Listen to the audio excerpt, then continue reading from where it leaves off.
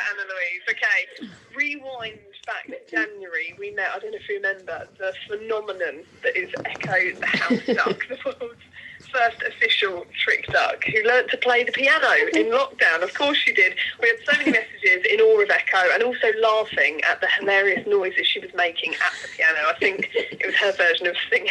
Since then, Echo has been interviewed on the news, appeared in the papers, and has been helping her owner teach tricks for hearing dogs for deaf people. Well, smallholder Joe Nutkins, Echo's owner, is back. Welcome to the show, Joe. Hello, Anna. How are you? Oh, all the better for hearing from you, Joe, that is for sure. And you've just sent me a photo on Twitter with Echo at her very own mic. Well, that has changed since I last spoke to you. She was very insistent. She's a duck that knows what she wants in life. And she just said, you know, if you want me to keep doing these things, I'm going to need my mic. So she has a mic. Has she always been a very vocal duck? Yeah, do you know, she was chirping literally in the egg. In the days coming up to hatching, she was already chirping before she hatched.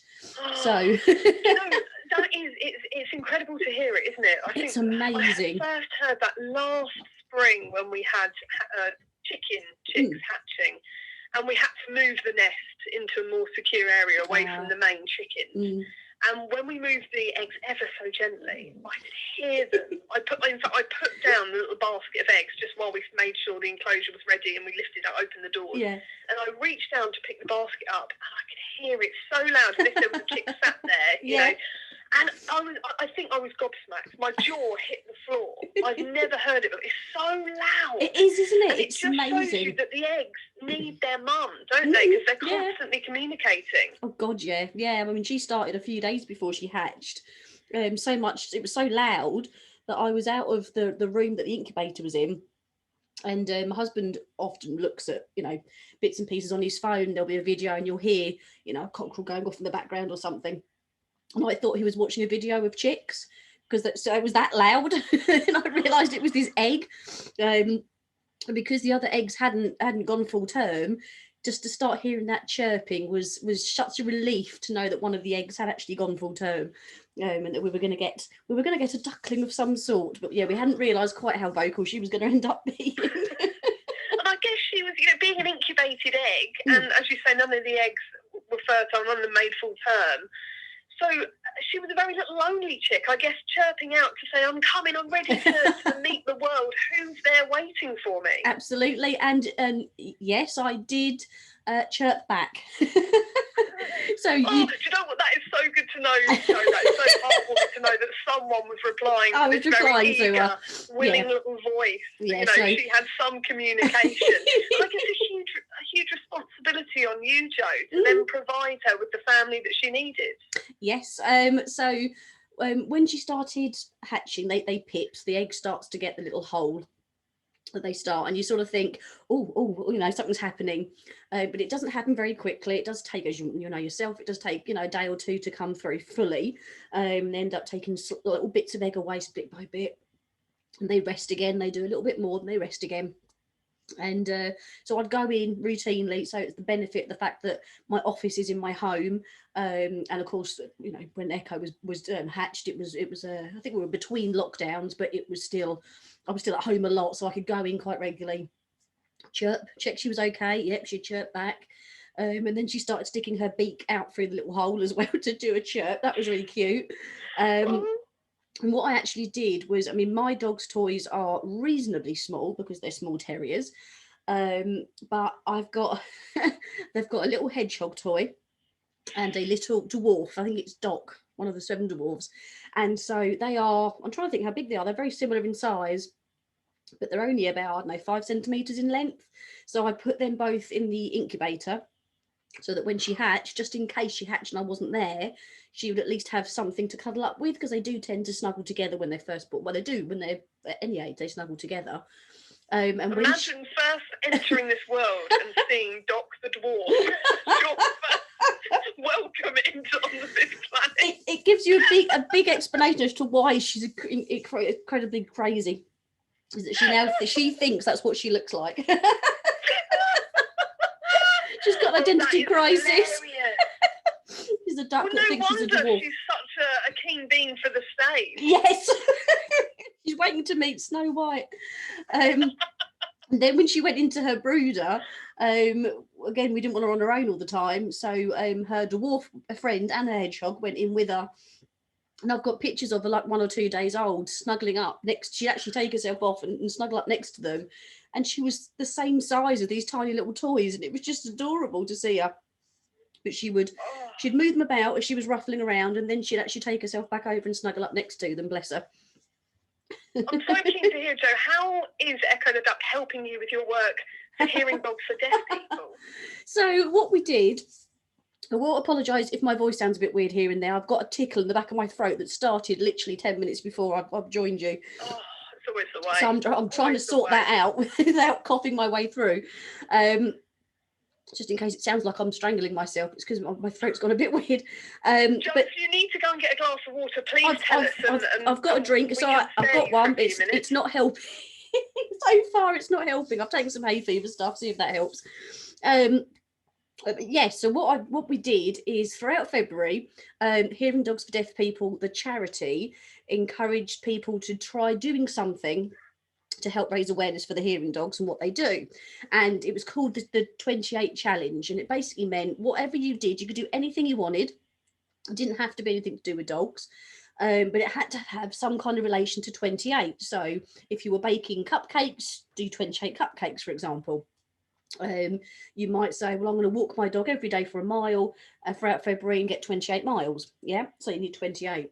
So I decided, because I'm crazy, that I wouldn't just teach one trick and give people 28 days to learn it. I would teach 28 separate tricks, one every single day in February. So every day, of course I did. So every day in February, we did a live video where I would explain the trick, demonstrate it with my dogs, and go from this is how you start, and then dogs that can do it, here's how you can progress it and advance it and move it on. And of course, Echo was in most of the time. And quite a lot of the tricks are ones that either she can do, or I thought, well, we'll just give it a go, we'll just see if she does it or not. So, for example, the very, very last trick that we did was walk along a double beam. So that basically means two individual beams near each other with a small gap in between. And for the dogs, they have left feet on one side, right feet on the other. And they balance as they walk along. For Echo, just 1 foot on one foot on the other. But again, she needs to walk in a straight line and not kind of have both feet on the same side or just jump off of it and things like that. So I showed them Merlin and Ripley, and I showed them what the finished trick looked like. And then I said, right, let's have a look with Echo then.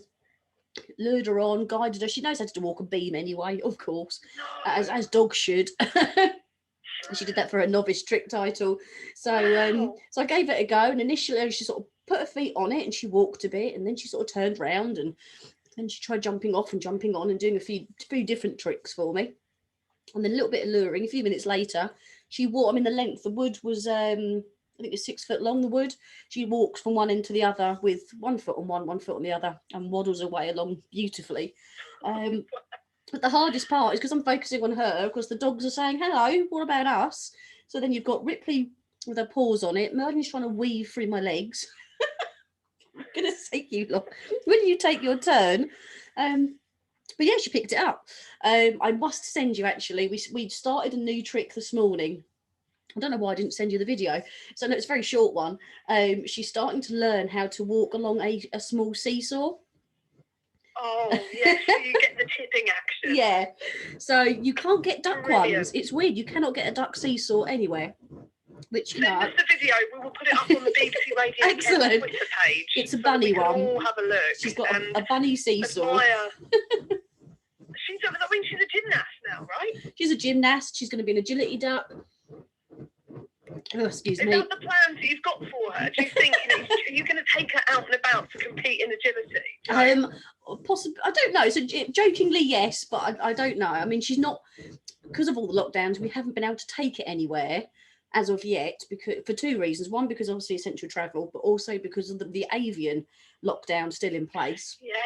so she can't go Yes. anywhere. So I mean, I could take her, I suppose, in her crate and take her to my work, to my training centre, but she can't even go outside there because there's a lot of birds in that area. So when the lockdown lifts for us and for the chickens and the poultry in our gardens, what plans have you got for Echo? Have you got any exciting things that sort of, your dream in the distance? She's got quite a few people that are really keen to meet her, of course. So I am going to take her over to Ardley at some point, where my training is, and people can meet her without their dogs, because obviously, although my dogs are really good with her, I don't know what other dogs are going to make of her and what she might make of other dogs. So honestly, we could have all sorts of things going on. But yeah, a few people would like to meet her, so she's going to do that first. A meet and greet with Echo, live with Echo. She's going to be our guest star. Oh, wow. And then I'm not sure from there. I mean, she's got a couple of people that are interested in her agency wise, because my dogs are with agents for their tricks. So I've got a couple of people that the dogs are with.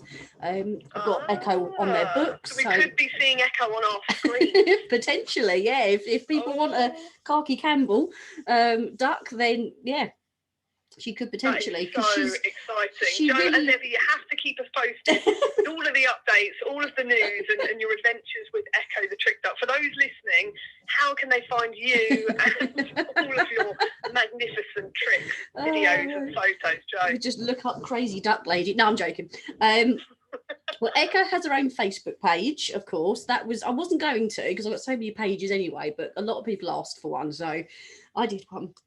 So her Facebook page is Echo Trick Duck Adventures, or Epic Adventures, I can never remember. So you can find her on Facebook. I'm on there with all the tricks videos that I did for the hearing dogs. They are still on the page, and they'll stay there. So that is dog training for Essex and Suffolk. And so you can go on there and just scroll down. They've got 28 different tricks on there, and all the tutorials will be staying.